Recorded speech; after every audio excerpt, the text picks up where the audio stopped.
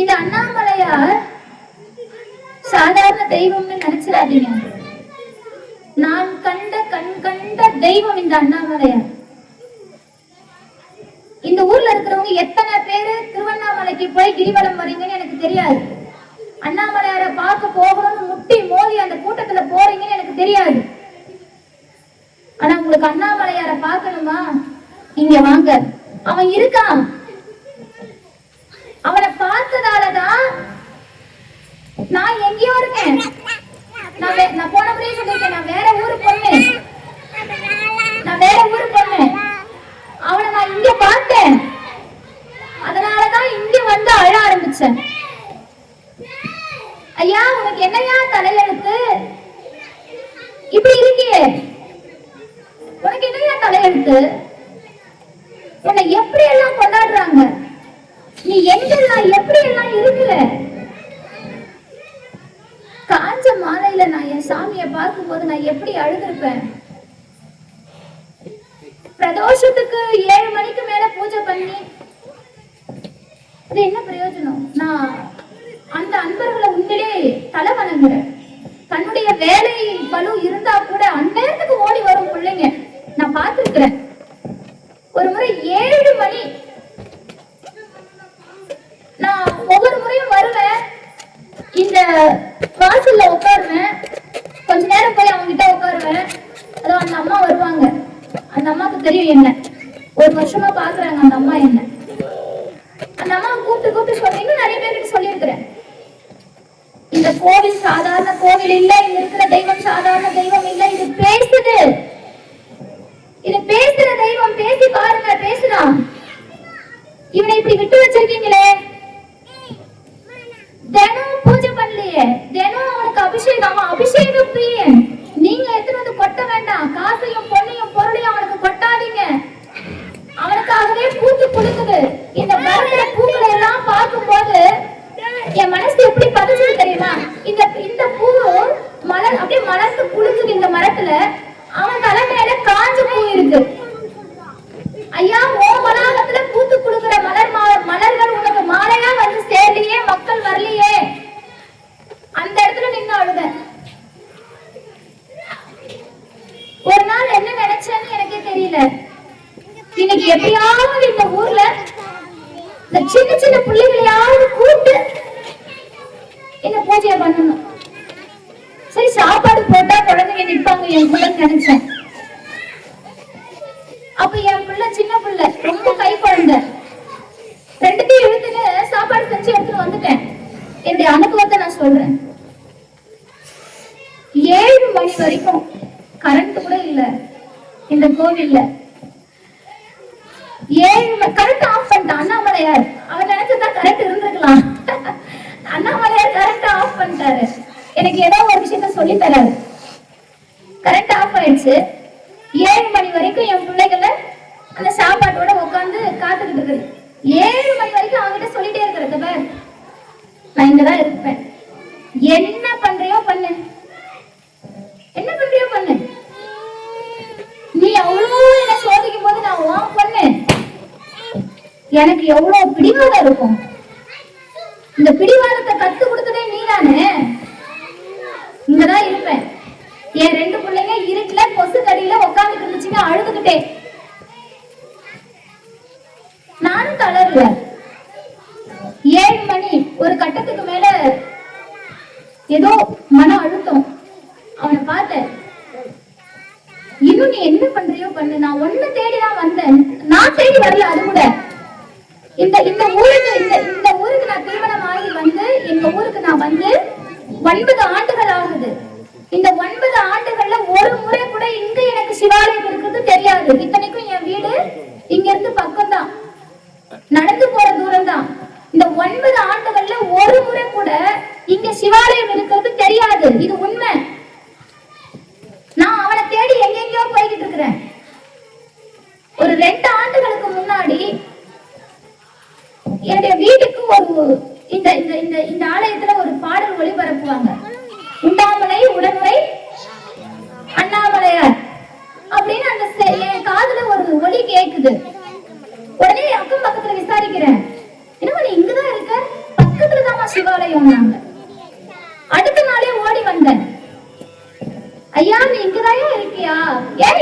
இல்ல, ஓடி வந்தேன். அப்போ பார்த்த காட்சிகளை தான் இந்த ஊர் மக்களுக்கு நான் தெரியப்படுத்தணும்னு ஆசைப்பட்டேன். ஆனா என்னுடைய நேரமோ என்னமோ அமையல, எங்கெங்கயோ தேடி போறாங்க. இப்ப கூட நான் ஏன் இவனை இருக பிடிச்சிட்டேன்னு தெரியுமா? அவன் என்ன, நான் அவனை தேடி வரல, அவன் என்ன தேடி வர வச்சான். ஒரு சமயம் நான் சொல்றேன், இந்த ஊர் மக்களுக்கு சொல்லிட்டு அங்க இருக்கிற அடியார்களுக்கு, எங்க ஊர் மக்களுக்கு சொல்றேன், எங்கெங்கயோ போறீங்களே, இவன் நம்ம பக்கமா இருக்கான், அவன் எப்படி இருக்கான் தெரியுமா? 1000 வருஷத்துக்கு முன்னாடி அவன் எப்படி இருந்திருப்பான் தெரியுமா? அவனை எத்தனை மன்னர்கள் பூஜை பண்ணிருப்பாங்க தெரியுமா? உங்களுக்கு தெரியுமா தெரியாதுன்னு எனக்கு தெரியல. இந்த உண்ணாமலை சமுத்திரத்தை பிடிச்சுக்கிட்டு தலையராம்பட்டு வரைக்கும் அதை தாண்டி 24 சிவாலயங்கள் இருந்திருக்குது. 24 சிவாலயங்கள் அனைத்துமே கற்கோவில். எல்லாத்தையும் தொலைச்சிட்டோம். இப்ப இருக்கிறது இவன் தான். 24 சிவாலயத்தை இந்த ஒரு குறிப்பிட்ட வளாகத்துல தொலைச்சிருக்கிறோம். எல்லாம் அழிஞ்சது. ஆனா இவன் மட்டும் காலத்துக்கும் இங்க நிலை பெற்று இருக்கிறான். ஏதோ ஒரு அடியார் மூலமாக என்னைக்கும் மாசத்துல 1 நாள் 2 நாள் கொடுக்கிற தண்ணிக்கும், ஒரு அபிஷேகத்துக்கும், ஒரு பாலுக்கும், ஒரு பழத்துக்கும் அவன் உட்கார்ந்துட்டு இருக்கானா? இல்லைங்க, அவன் நமக்காக காத்துக்கிட்டு இருக்கிறான். இத நான் சொன்னேன். ஒரு அடியார் சொன்ன வார்த்தை, அந்த கோவில் பெருசா பராமரிப்பு இல்லை, யாரும் போகல. அப்போ அவங்களுடைய நோக்கம் என்னன்னா, எல்லாரும் எங்க போறாங்களோ அந்த கோவில் தான் சிறப்புன்னு நினைச்ச நோக்கம். அந்த இடத்துல நான் அந்த வார்த்தையை கேட்டேன். அன்னையில இருந்து இவனை வந்து இவன் திட்ட ஆரம்பிச்சிட்டேன். அந்த வார்த்தையை கேட்ட என் மனசு தாங்கல. எல்லாரும் ஒரு ஆலயத்துக்கு போனா அந்த ஆலயம் சிறப்பாயிடுமான்னா எனக்கு தெரியல. இன்னைக்கு பணத்துக்காக எத்தனையோ கோவில்கள் நடந்துகிட்டு இருக்குது. இவன் பணத்துக்காக உட்கார்ந்து இருக்கிற கோவில்ல இருக்கிறவன் இல்ல. நம்முடைய மனம் மட்டும் அவனுக்கு போதும். இங்க வந்து நின்னு அண்ணாமலையானே அப்படின்னு அவனை கூப்பிட்டு போயிடுங்க. வேற எதுவும் நீ பாட கூட தேவையில்லை. என் ஆசையெல்லாம் எல்லாரும் திருமுறை பாடணும், திருப்புகழ் பாடணுங்கிறது. நீங்க பாட கூட தேவையில்லை. வாங்க, நில்லுங்க, அண்ணாமலையானே நான் வந்திருக்கிறேன், என்னை பார்த்துக்கோன்னு சொல்லிட்டு போயிடுங்க. அப்படி அருள் செய்யக்கூடிய தெய்வம். இந்த தெய்வத்தை ஒரு அடியார் சொன்னாரு. அந்த கோவிலுக்கு பெருசா யாரும் போறதில்லை. அந்த ஏளனத்தை நான் மாத்தணும்னு ஆசைப்பட்டேன். அதுக்காக கொஞ்சம் கஷ்டப்பட்டேன். எனக்கு சப்போர்ட்டுக்கு ஆள் கிடையாது. ஒரு குறிப்பிட்ட காலகட்டத்துக்கு மேல என்னால அதை வந்து பண்ண முடியல. கூப்பிடுறேன், யாராலையும் என்னால யாரையும் சேர்க்க முடியல. அந்த பிள்ளைகள், அந்த சின்ன பிள்ளைங்க, அதுங்க மட்டும் தனியா போராடிக்கிட்டு இருக்கோம் இந்த கோவில்ல. எத்தனை மணிக்கு வேணாலும். நான் சொன்னேன், அன்னைக்கு 7 மணி வரைக்கும் இங்கதான் உட்காந்துட்டு இருந்தேன். இருட்டு. ஒரு கட்டத்துக்கு மேல அவன் பேச்சு விட்டுட்டு பக்கெட்டை தூக்கிட்டு கிளம்ப ஆரம்பிச்சிட்டான். போயா, அங்க இருந்து ஒருத்தர் ஓடி வந்த பூஜை பண்ணிடலாம் அப்படியே வச்சுட்டு உட்காந்து சுவாமிக்கு கண் குளிர பால், தயிர், சந்தனம், திருநீர், அபிஷேகம் நடந்துச்சு. சுவாமிக்கு ஒரு கொஞ்சம் ஒரு 1/2 மணி நேரத்துல எல்லாம் கடற்கரை செஞ்சான். அப்படியே நான் அந்த கதையை முடிச்சுட்டேன். 7 மணி கிளம்ப ஆரம்பிச்சுட்டு அவர் வந்தாரு. விடகிடன்னு ஒரு 1/2 மணி நேரத்துல பூஜை முடிச்சாரு. அப்போ எனக்கு புரிஞ்சது, அண்ணாமலையார் ஏதோ ஒரு விஷயத்த சொல்லணும்னு நினைக்கிறார். ஆனா அதுக்கப்புறம் ஒரு 6 மாசம் நான் இந்த பக்கமே வரல. விட்டு போயிட்டேன். நீ எப்போ என் அழுகைய கேட்கிற நானும் பாக்குறேன் அப்படின்ட்டு 6 மாசம் ஆச்சு நான் இந்த கோவிலுக்கு வந்து. ஆனா இவனை நான் நினைப்பேன், அவன் என்ன நினைச்சிருக்கான், அதோட வெளிப்பாடுதான் இன்னைக்கு நாம எல்லாரும் இங்க கூடி இருக்கிறது. நம்ம எல்லாரும் இங்க கூடி இருக்க காரணம் அவன் நம்ம எல்லாரையும் நினைச்சிருக்கிறான். அதனால நம்ம இங்க வந்து கூடிட்டு சுவாமி அவர் நினைச்சிருந்தா, நான் இப்ப சொன்னேன் கிட்டத்தட்ட 24 சிவாலயம் எல்லாம் போயிடுச்சு நம்மளை விட்டு. இவர் மட்டும் இவ்வளவு காலமும் காத்துக்கிட்டு இருக்கிறாரு. யாருக்காக? இந்த ஊர்ல இருக்கிற உயிர்களுக்காகத்தானே, இங்க இருக்கிற ஆன்மாக்களுக்கு தானே. இந்த ஊர் மக்களுக்காக காத்து கிடக்கிற தெய்வத்தை நாம எப்படி கொண்டாடணும்? காலையில இருந்து திருவாசகம் முற்றோதல் நடந்தது. நானும் பார்த்தேன். யாராவது வந்து இந்த முற்றோதல்ல உட்காருவாங்களா? அண்ணாமலையாருக்கு ஒரு விளக்கு போடுவாங்களா? நானும் காலையில இருந்து காத்துக்கிட்டு இருக்கிறேன். இப்ப கூட மாலை நேரம் எங்க ஐயா சொன்னாரு, கொஞ்ச நேரம் கைலாய வாத்தியம் இசைக்க விடுவோம், வருவாங்க அப்படின்னு. எனக்கு அப்பதான் புரிஞ்சது, இந்த ஊர் மக்கள் இன்னும் கோயிலுக்குள்ள வரல அப்படின்னு. ஆனா பரவாயில்ல, கொஞ்சம் கொஞ்சமா வந்து சேர்ந்துட்டீங்க. இந்த நிலை மாறணும். இந்த நிலை இன்னைக்கு நான் பார்த்த நிலை மாறணும். தினமும் அண்ணாமலையாருக்கு வந்து விளக்கு போடணும். தினமும் சுவாமிக்கு ஒரு வேளையாவது அபிஷேகம் பண்ணணும். ஒரு வேளையாவது. பிரதோஷத்துக்கு பண்றோம், திங்கட்கிழமை பண்றோம், பௌர்ணமிக்கு பண்றோம் இல்ல, ஒரு வேளையாவது சுவாமிக்கு அபிஷேகம் பண்ணணும். எங்களால பண்ண முடியலங்க. இங்க எல்லாரும் வேலைக்கு போறோம். இங்கேயே இருக்கு வில்வ இலை. ஒரே ஒரு வில்வ இலைய பறிச்சுக்கோங்க. நீங்க ஒரு வில்வ இலைய பறிச்சு அவனுக்கு கொடுத்தா எத்தனையோ அபிஷேகம் பண்ண மாதிரிதான். திரிதலம் திரிகுணாகாரம் திரிநேத்திரம் சத்ரியாயுதம் ஜென்ம பாபசம்ஹாரம் ஏகவில்வம் சிவார்ப்பணம். திரிதலம் திரிகுணாகாரம் திரிநேத்திரம் சத்ரியாயுதம் திரிஜன்ம பாபசம்ஹாரம். எது? ஏகவில்வம். ஏகவில்வம், ஒரு வில்வம். ஒரு வில்வத்தை அவன் உச்சியில வச்சா 3 ஜென்ம பாவம் நீங்கும். முக்காலமும் பூஜை செய்த பலன் கிட்டும். பிறவி கணக்குல நம்மள தொடர்ந்து வர பாவங்கள் எல்லாம் ஒழிஞ்சிரும். இங்கே இருக்கு வில்வ இலை. நான் எல்லாருக்கும் சொல்றது அதுதான், எல்லாரையும் அழைக்கிறது அதுதான். தினம் வாங்க. ஒரு நாளைக்கு 24 மணி நேரம், 24 மணி நேரம் நமக்காக தானே இருக்கும். ஓடுறோம் போறோம், நம்ம உட்கார்ந்த இடத்துல 3 மணி நேரம் செல்ல பார்த்துக்கிட்டே இருக்கிறோம். சும்மா வெட்டியா, அதுல பிரயோஜனமா ஒண்ணும் இல்லை. 3 மணி நேரம் 4 மணி நேரம் ஒரு போனுக்கு ஒதுக்குற நேரம் இருக்கு. 10 நிமிஷம் கூட ஆகாது அண்ணாமலையார் கோவில்ல வந்து ஒரு விளக்கு ஏத்திட்டு போறது. சொல்லி கொடுங்க. வீட்டுல இருக்கிற பிள்ளைங்களுக்கு சொல்லி கொடுங்க. பள்ளிக்கூடத்துக்கு போறியா? நம்ம பக்கத்துலயே அண்ணாமலையார் கோவில் இருக்கு. தினம் கோயிலுக்கு அனுப்புற பழக்கத்தை பிள்ளைங்களுக்கு கொடுங்க. சிவாலயம் இல்லாத ஊரே கிடையாது. காடு சுடுகாடுன்றாங்க. சிவாலயம் இல்லைன்னா அந்த ஊரு சுடுகாடாம். ஆனா நம்ம எவ்வளவு பெரிய பாக்கியம் பாருங்க. நமக்கு இறைவன் பக்கத்திலே இருக்கான். இந்த கோவிலை சுத்திதான் வீடே. இந்த கோயிலை சுத்திதான் வீடுகள் எல்லாமே.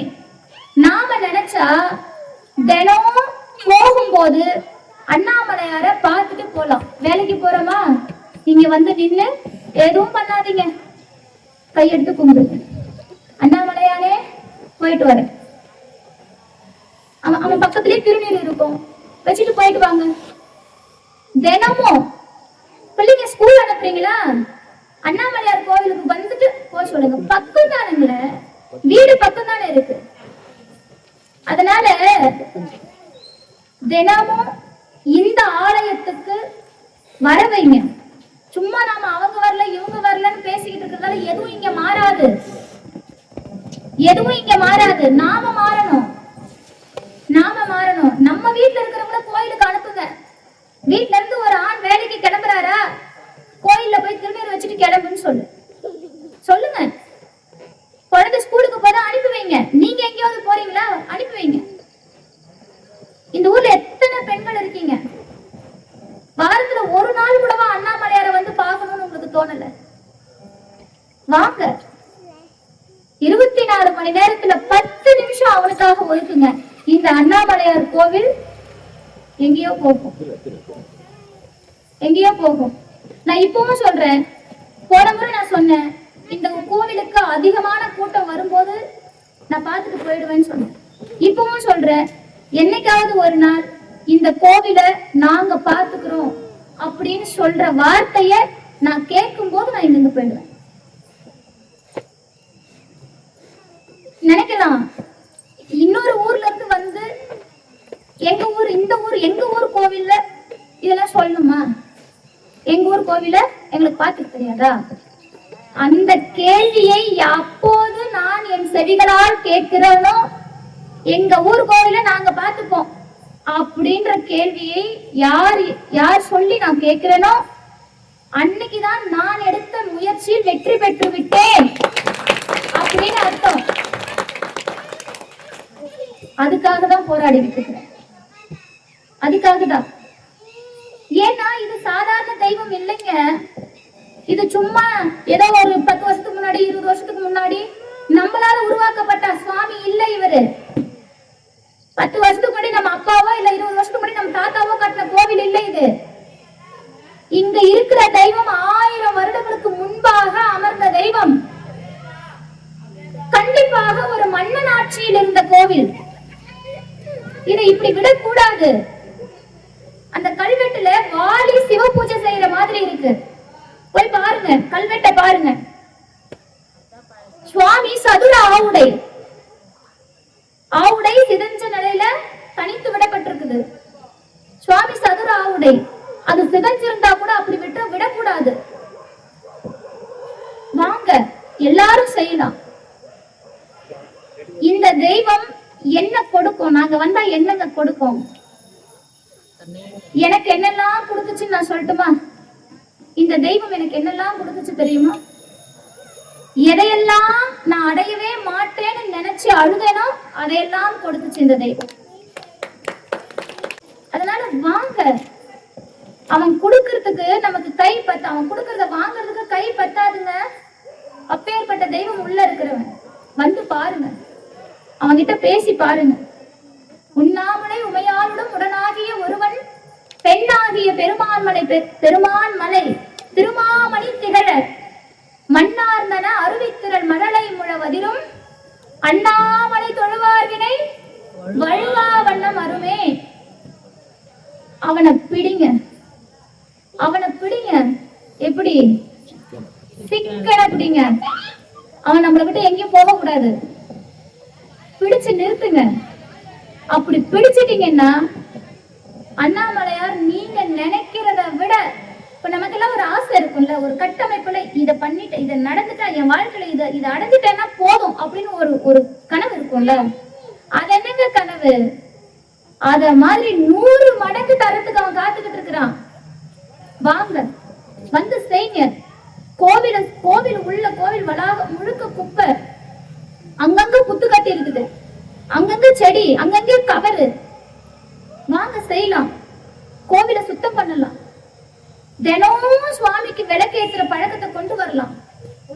ஏதோ ஒரு 4 புண்ணிய ஆன்மாக்கள் மட்டும் போராடிக்கிட்டு இருக்கிறது இல்ல, நம்மளும் சேரும், நம்மளும் போவோம். அந்த பிள்ளைங்க தனியா போராடிக்கிட்டு இருக்குது, இந்த அண்ணாமலையாரை கட்டி பிடிச்சுக்கிட்டு.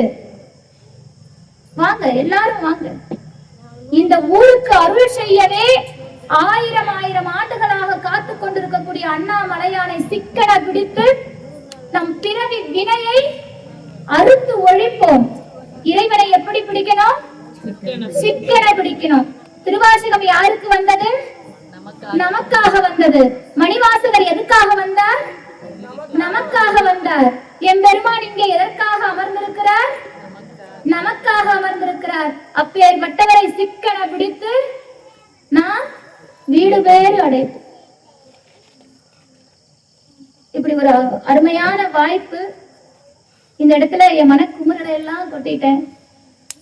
இது எங்க ஐயாவுடைய பிரதிபலிப்பும் கூட. அவர் எனக்குள்ள என்னெல்லாம் தூண்டி விட்டாரோ அதை சொல்லிட்டேன். அங்க இருக்கிறது என் கண்ணாடி, நான் இங்க இருக்கேன். அவருடைய ஒத்துழைப்பு, அவருடைய ஊக்கம் இன்னைக்கு எனக்கு இல்லை அப்படின்னா நான் இங்க இருந்திருக்கவே மாட்டேன். ஒரு கட்டத்துல இந்த சவால்களை என்னால ஏற்க முடியல. ஒரு பொண்ணா தனியா நிக்க முடியல. நிறைய ஆதிக்கங்கள் நிறைந்த இந்த மேடை, ஒரு சொற்பொழிவு மேடைங்கிறது சாதாரண விஷயம் இல்ல. ஒரு மேடையில உட்கார்ந்து பேசுறது அப்படிங்கிறது சாதாரண விஷயம் இல்ல. அந்த மேடையை தக்க வைக்கிறதுக்காக நான் நிறைய கஷ்டப்பட்டேன், இப்பவும் கஷ்டப்படுறேன். ஆனா அப்போ என் தைரியத்தை இழந்துட்டேன். இப்போ என் தைரியத்தை நான் இழக்கல. எனக்குள்ள இருந்து ஒவ்வொரு நாளும் நீ வா, நீ வெளியே வா, உனக்குள்ள இருக்கிற திறமை இது இல்ல, நீ எங்கேயோ போகணும், நீ இப்படி வளரணும், நீ அப்படி வளரணும். நான் நிஜமா சாமி கிட்ட வேண்டல. நான் வளரணும், நான் இப்படி எல்லாம் ஆசை, நான் ஒரு சொற்பொழிவாளர் ஆகணும் கூட நான் ஆசைப்படல. என்னை நான் இதெல்லாம் ஆகணும்னு ஆசைப்பட்டு பட்டு வளர்த்துக்கிட்டு இருக்கிறவரு என்னுடைய தந்தை, என்னுடைய ஆசான், என்னுடைய கண்ணாடி. அவர் கொடுத்த ஊக்கம், அதனால இங்க வந்து உட்கார்ந்து தைரியமா எல்லாரையும் கூப்பிட்டு இருக்கிறேன். வாங்க செய்யலாம், வாங்க செய்யலாம்னு. எனக்குள்ள இருக்கிற தைரியம் இல்லைங்க அது. நான் நிஜமா அந்த தைரியம் எனக்குள்ள கிடையாது. நான் தைரியமான பொண்ணே கிடையாது. அந்த தைரியத்தை எனக்கு கொடுத்தது அவர்தான். உங்களுக்கு தெரியுமா தெரியாதான்னு தெரியல. ஒரு அப்பா அம்மாவுக்கு தன் பிள்ளைங்க இப்படி இருக்கணும்னு ஆசை இருக்கலாம், சுயநலம் அது. ஆனா என்னுடைய தாய் தந்தையரை விட, எனக்கு கிடைத்த உறவுகளை விட, நான் வளரணும், நான் பேரும் புகழும் எடுக்கணும், நான் வேற வேற இடத்துக்கு போகணும் அப்படின்னு ஆசைப்படுற தெய்வம் அது. ஆனா ஒரு நாளும் நான் சாமி கிட்ட கேட்கல. எனக்காக தினம் சாமி கிட்ட கேட்கிறார். அவர் கொடுத்த ஊக்கத்துல, அவர் கொடுத்த அந்த தன்னம்பிக்கையில நான் இன்னைக்கு அமர்ந்து இந்த இடத்துல எல்லாரும் வாங்க செய்யலாம் அப்படின்னு கூப்பிட்டு இருக்கிறேன். கண்டிப்பா செய்யணும், செய்வோம். இந்த கோவில் வளாகத்துல அந்த ஆன்மாக்கள் அவரை சிக்கனை பிடிச்ச மாதிரி நம்மளும் முந்திக்கிட்டு போய் சிக்கனை பிடிச்சிருவோம். எல்லா இடங்கள்ல இருந்தும் வாங்க, எல்லா ஊர்களில இருந்தும் வாங்க. ஐயா சென்னையில இருந்து வந்திருக்கிறார். ஐயா அவர் சென்னையில இருந்து வந்திருக்கிறார். அவருக்கு பல ஆலயங்கள்ல அவருக்கு நிகழ்ச்சிகள் உண்டு. நிறைய கும்பாபிஷேகம் போறவர். இன்னைக்கு அவர் நினைச்சிருந்தா நேரம் திருப்பரங்குறைக்கு கூட போய் மணிவாசகரை பார்த்திருக்கலாம். சுவாமி இங்க அழைச்சிட்டார். யார் அழைச்சிருக்கிறாரு? நம்ம அண்ணாமலையார் சென்னையில இருந்து ஒருத்தர் இங்க அழைச்சிட்டு வந்துட்டார். எங்கெங்கயோ இருக்கிறவங்க எல்லாம் அழைச்சிட்டு வந்து இங்க சேர்க்கிறாருன்னா என்ன அர்த்தம்? சுவாமி வெளிப்பட்டு கொண்டிருக்கிறார். சுவாமி வெளிப்பட்டு கொண்டிருக்கிறார். இவ்வளவு காலம் அமைதியாக பொறுமையாக